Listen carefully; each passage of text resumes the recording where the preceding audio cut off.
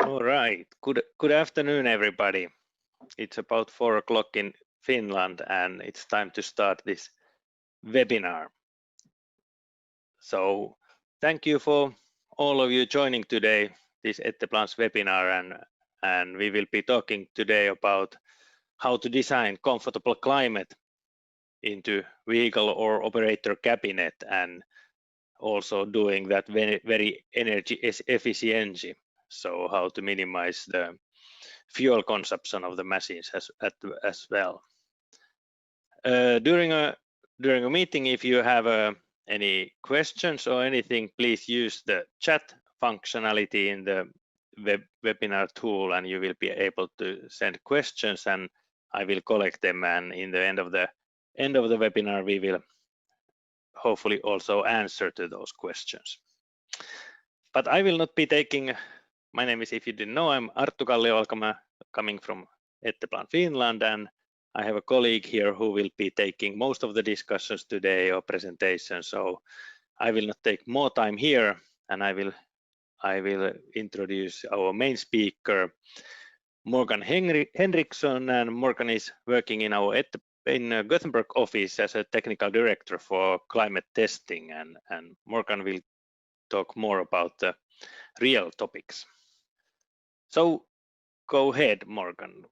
Feel free to start your presentation.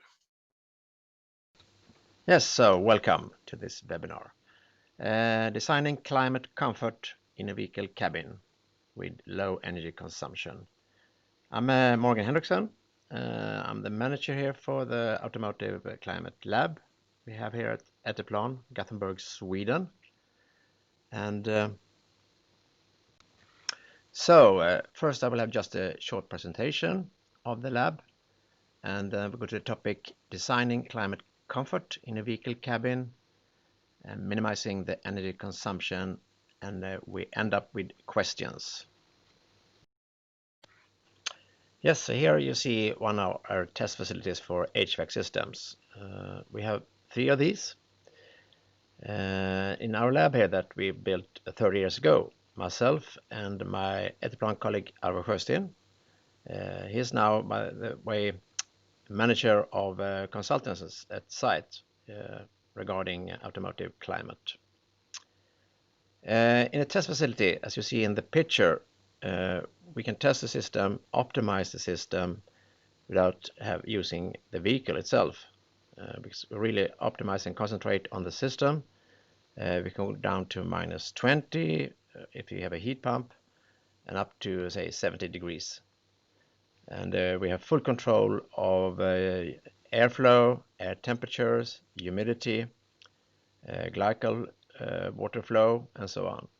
So we can really optimize the system before we put it in the car. We also have full access to 4 wind tunnels here in Sweden. They perform tests for other customers. Our customers are mainly the Swedish vehicle industry, some global suppliers, and some others. So here in Gothenburg, we work with design, simulation, and testing for HVAC system. We have our own team here in-house that are working with automatic climate control systems. So we are building up the system for controlling the system itself, like a compressor speed, fan speeds, temperature inside the cabin. Nowadays, we're working more and more with battery cooling and also heat pumps for electric vehicles. More and more important is the energy efficiency. We will talk about more later. The same with noise reduction. Of course, air distribution in the compartment is the final way to get good climate comfort. Microclimate is very important if you want to minimize the energy consumption. Talk more about that. We also prepare cars and trucks and so on to perform road tests in both summer and winter up in north of Sweden, Spain, Australia, Arizona, US. As I mentioned, simulation. And we also today work with cooling system, because the cooling system and the HVAC system are very integrated today. Today you talk more about thermal management than cooling and HVAC system. They're very integrated. And then we develop some heat exchangers as well. Just message how to develop a climate is important to do all these 4 steps while you're developing. You start with simulation, and then you go into the test benches as we have in our lab, and then you really optimize. You concentrate on the system itself. You choose the different components, you optimize it, you start to develop the control system, check if it's working okay, and so on. And when you really have done that, you can put the system into a car, a truck, or forest machine and perform tests in a wind tunnel. And in the wind tunnel, you more look into the air distribution and temperature distribution, the climate comfort for the driver and passengers. And when you're done that, you have to go out on the road to perform expeditions and test in warm and cold climate to really tune the control system and also to verify the climate comfort. So it's very important to do all these steps to have a very good solution in the end, as fast as possible also, and cheap. So now to the topic, climate comfort. I will split this in the way to optimizing the HVAC system. You know, H stands for heat and ventilation. Ventilation is both temperature and airflow inside the cabin, and the AC system itself. So starting with heat, first you have to set your requirements. How cold should the ambient temperature be and still have comfort? How long time should it take when the engine is cool and the cabin is cool to reach comfort level? And after, so here are some data. We can see if it's minus 20 degrees, you need around 6 kilowatts at steady conditions. When you start at minus 20, the engine is minus 20 and so on, you need maybe the double or something like that. But it's steady condition. And this is also for a car and truck. If you have a lot of side windows, a lot of windows, then you even need more, of course. When it's warmer, of course, you need less. And to have a nice, steady state comfort, you have to have different temperatures out from the HVAC unit. So around 50 degrees when it's 20 degrees outside. If it's 10 degrees outside, ambient, 30, to have a nice comfort climate. But again, really understand, let's set up the requirements before you start to develop your system. Ventilation. I want to mention already here that it's not only the climate itself, it's also noise with ventilation, especially for cars and trucks with they're electric driven today. But you have for airflow and temperature distribution, you have 3 different modes. You have floor, vent, and defroster. And ventilation is the air coming towards your chest and head. And in different climate, it's you have different distribution between these 3.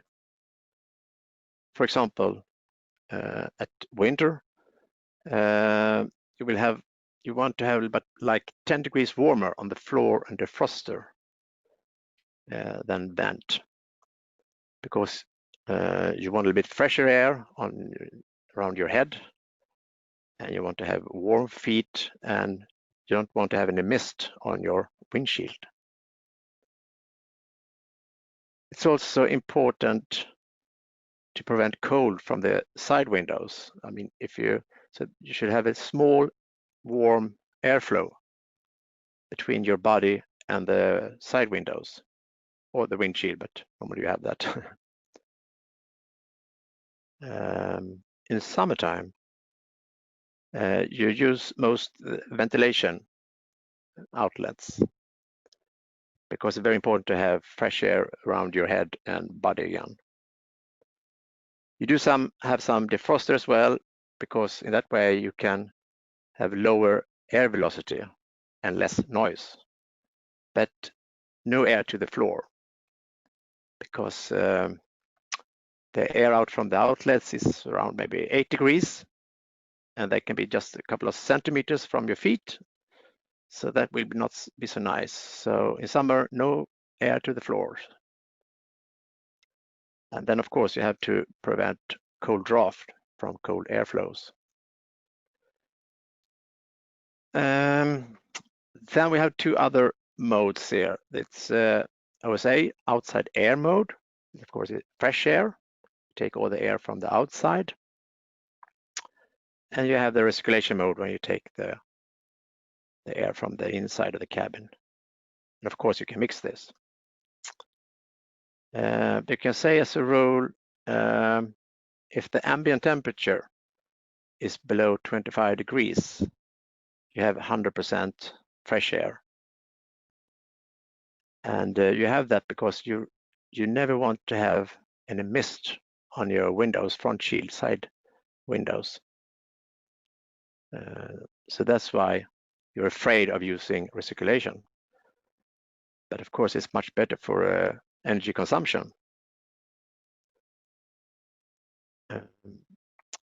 But when it's warmer, you use recirculation mode, like above 25 degrees. It's also a bit more complicated to place in the air in and outlets when you run in recirculation mode, because they will be on the same side of the cabin, because they're going in and out from the HVAC unit. But you can also, of course, in a operating cabin and so on, you can have an extra air duct for the inlets going all the way back to the HVAC unit. But then you have to think about pressure drop, and then you have place for it as well in the cabin.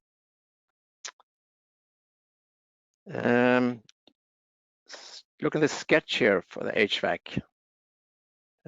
So this is normally where you put inside the instrument panel, IP. You have the blower. You have the intake for fresh air, recirculation air. You have the evaporator from the air conditioning system, which is cold. You have the heater, the warm. And then you mix the airs here, so we have different temperatures coming out from the HVAC unit. And you have for the defroster, ventilation, floor. This is just a sketch, but anyhow. But ventilation, I will show you this. This is a reference case from us. Interesting. It's a glass cabin elevator, and here it's a pretty large one. You can have more than 30 people standing. But we just got this space here under the floor for putting our AC equipment and heating equipment. We were not allowed to have any air ducts. Yes, we discussed with the designer, but didn't manage. So with the help with CFD,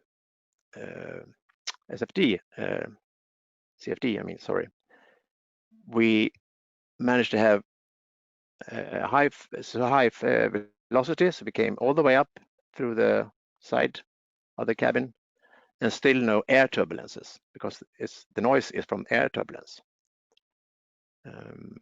So yeah, it was possible. So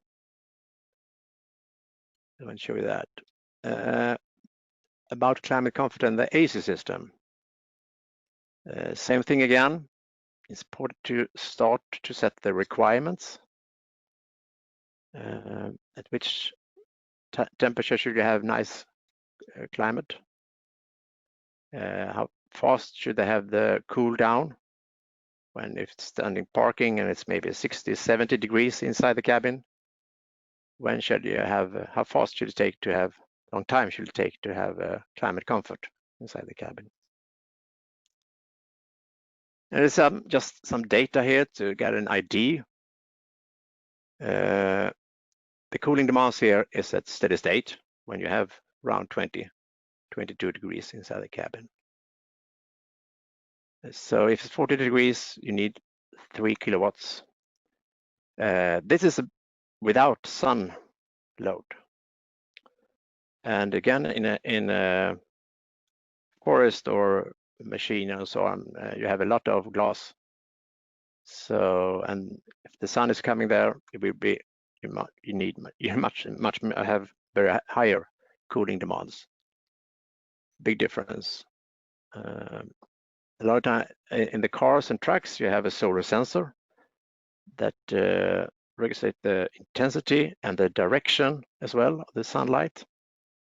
You can compensate that automatically with your AC system. You see at 10 degrees ambient temperature, we still use some AC, and we do that for dry out the air. So first we cool it down to maybe 5 degrees. Then we condensate water, and then we heat it up again in the heater. So we will have much drier air, which is make it much easier to don't have any mist on the inside of the windshields or side windows. See the difference here in if you use the cabin air instead of 3 kilowatts, you just have 1.3 about that. Here you have more, you need more cooling capacity if you have recirculation instead of fresh. That's because here's the temperature going into the HVAC system, 20 degrees. Here is only 10. But anyhow, yeah. More about designing the AC system itself. Of course, you have to have enough of cooling capacity. Condensed water, the evaporator is very cold, so it will condense a lot of water. And it's always a risk that water drops will follow the airflow into the compartment. So you have to take care of that. Never ever have any risk for icing. If the compressor continues to run, you will have ice in the evaporator, and the airflow into the cabin will stop or be much less, but it will also be very sticky because you have ice there. And it takes a long time to melt the ice that is clogged the evaporator. So very important to control the compressor, the catch in and out, and so on. Noise, yes, you have noise from the fans, compressor, expansion devices, and so on. And of course, quality problems.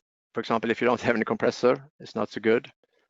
So you really have to think about having the right amount of oil coming back to the compressor, not have any refrigerant liquid in the compressor, because, for example, if you start the compressor and it's full of liquid, it will break.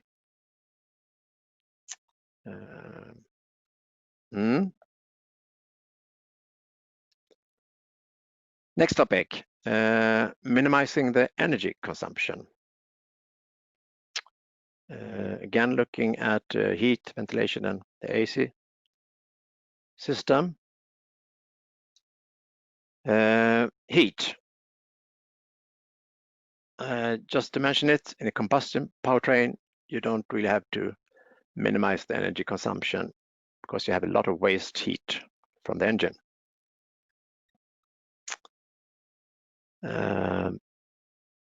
But of course, in cars and so on with diesel engines, you have to put some extra heat a lot of times. So you have to think about it anyhow. But compared to electric powertrain, electric car, electric truck, that's another thing. Then you ought to use heat pump. Otherwise, you have to get the heat from the electric PTC, which you can heat up the glycol, the water, or the air direct, heat it up again. The same with fuel burner, heat up the water or the air. If you have a heat pump, you can use that small amount that you have from waste heat from the battery and the powertrain, like the electric motor, inverter, and so on, and put this heat into this energy into the heat pump, make it better. Because I mentioned this is the heat pump generates about 2 to 6 times more heat than if you go directly with electric heater. And if you have electric vehicle, this is very, very important because the consumed electric power is the same as the range and needed battery size.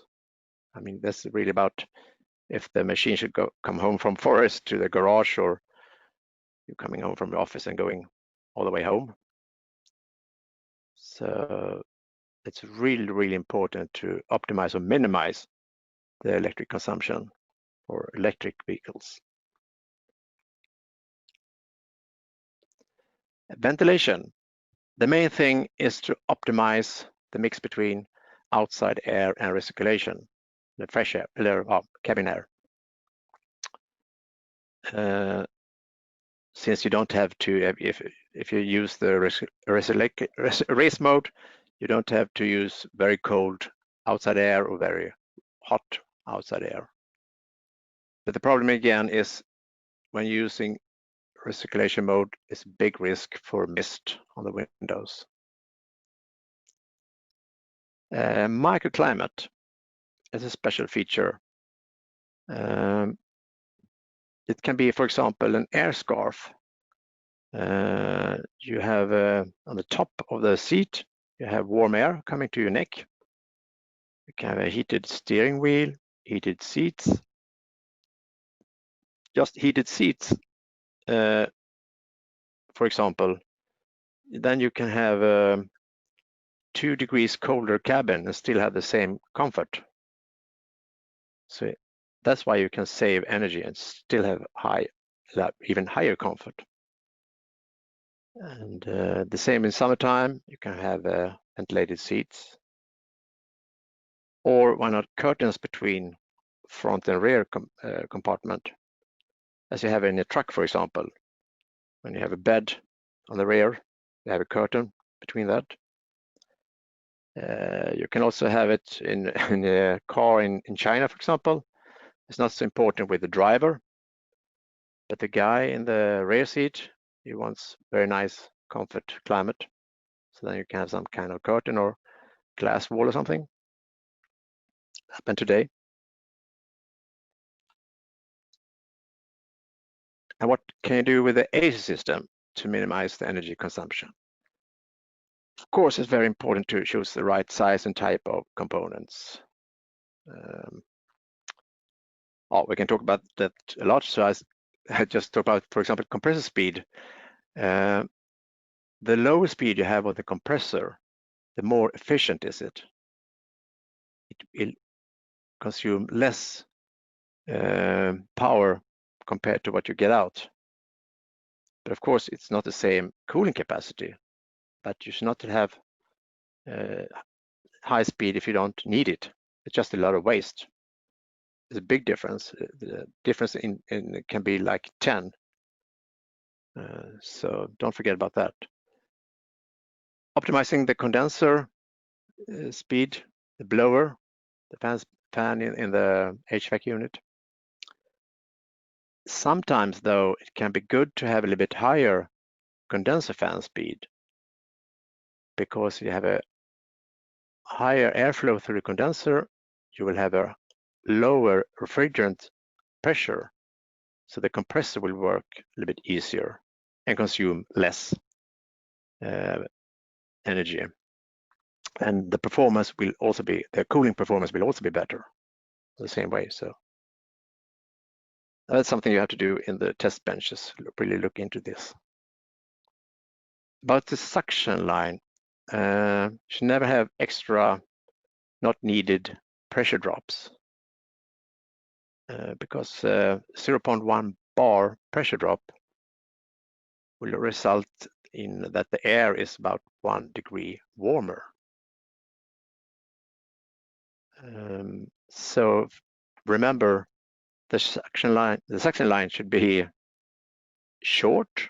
The inner diameter should be large and no extra bends. About the expansion devices, TXV and XV, you can work a lot with them to really minimize the energy consumption. A lot of times forget about this, but it's a big potential there, especially if you have an EXV.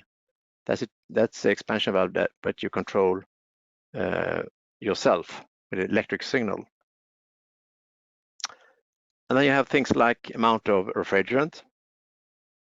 If you have too much of refrigerant, you will have higher pressure, and high pressure, the compressor will work harder, the cooling capacity will go down, and so on. The same with the amount of oil.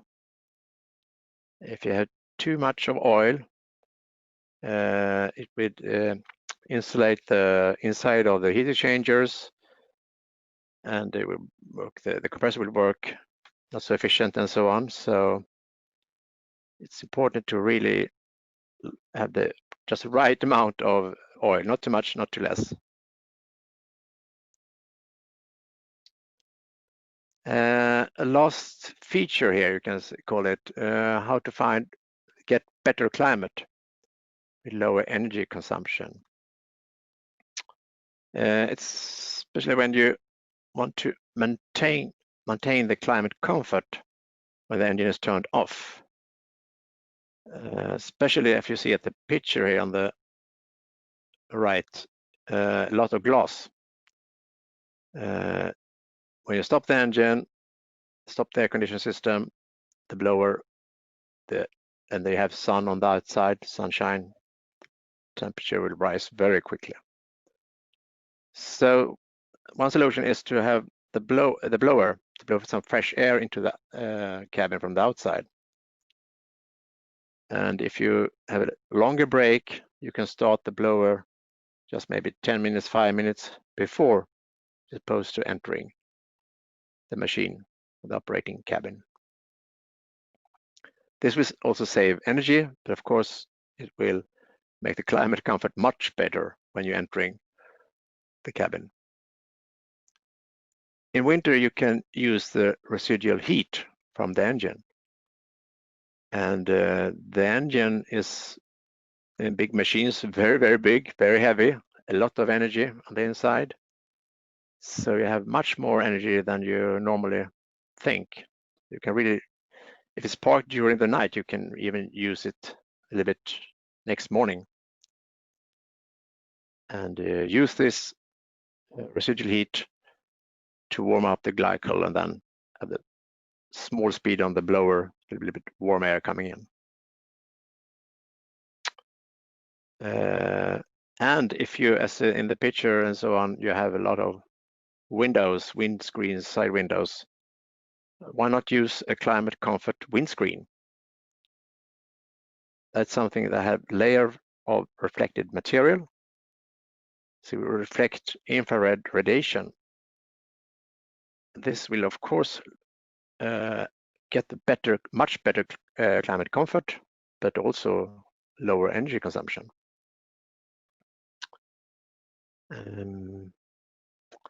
yeah, it was just so this was it. Ended up with some tips. It's very big, deep subjects here, but I hope you have understand something about it, and maybe you have questions after this.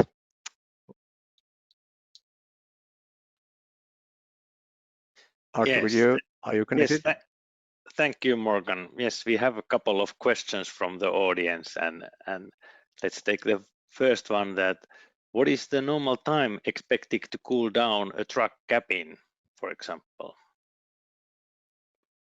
Like when it's 50 degree, yeah. If it's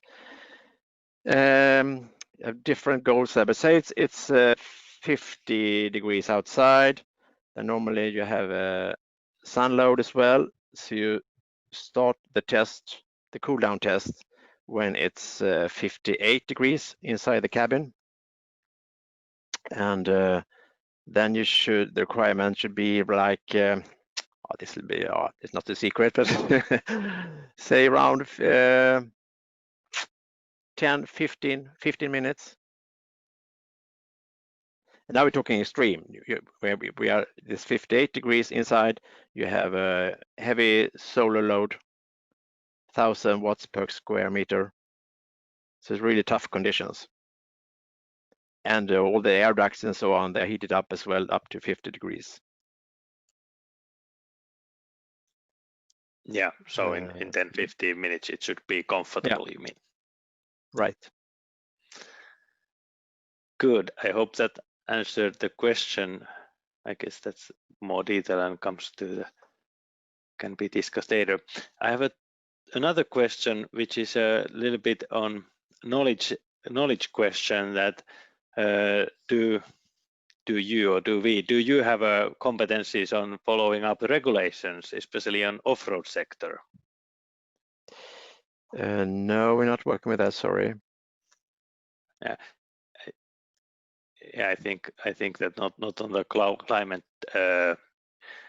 climate group. I think we have some regulation people in the other departments more. Is it for fuel consumption, or is emissions, or? I cannot actually comment on that. We can take this offline with the person who has asked as well. Do we have a know-how about the air filtration? Yes, we do. Done a lot of different tests here, both on in our lab and also on the road.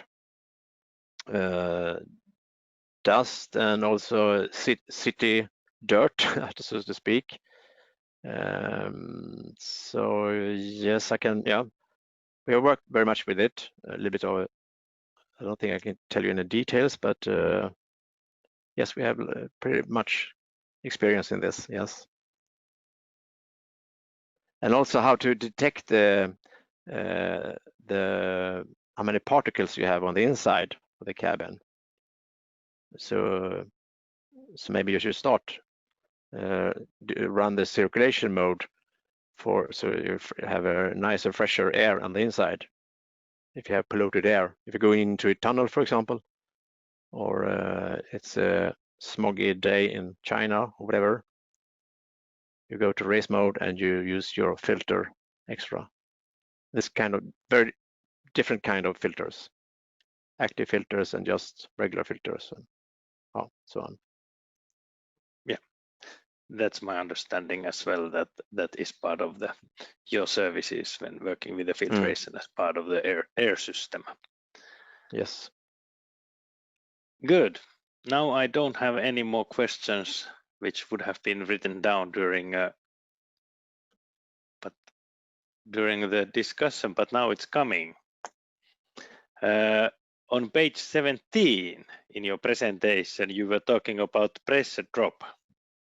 Yes. How do you see long hoses? That's a no-no.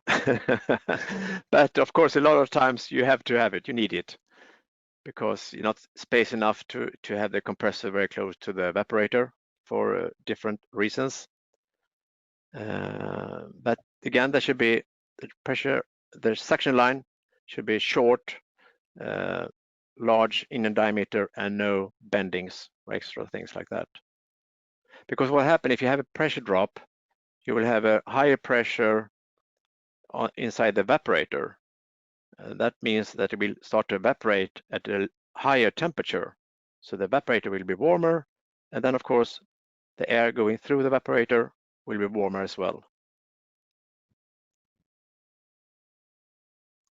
So long hoses from under the engine or whatever, not so good, but sometimes it's a must. But then you can go up in the diameter and really try to straighten it out and no extra bends. Yeah, so it's minimizing the pressure drop in a way. Yes. Good. If we don't get any other questions like last minute online, then I think that I will thank Morgan, and I will thank you all who participated this late afternoon short quick review of the climate designing in the vehicles, and I hope that everybody gets something out of it. And of course, Morgan is definitely offline available as well to answer the questions and talk about the topics later, as well as I do in Finland in that sense. Good. Thank you all for participating, and I think we will close down at this point the webinar. Yeah, thank you. Bye-bye.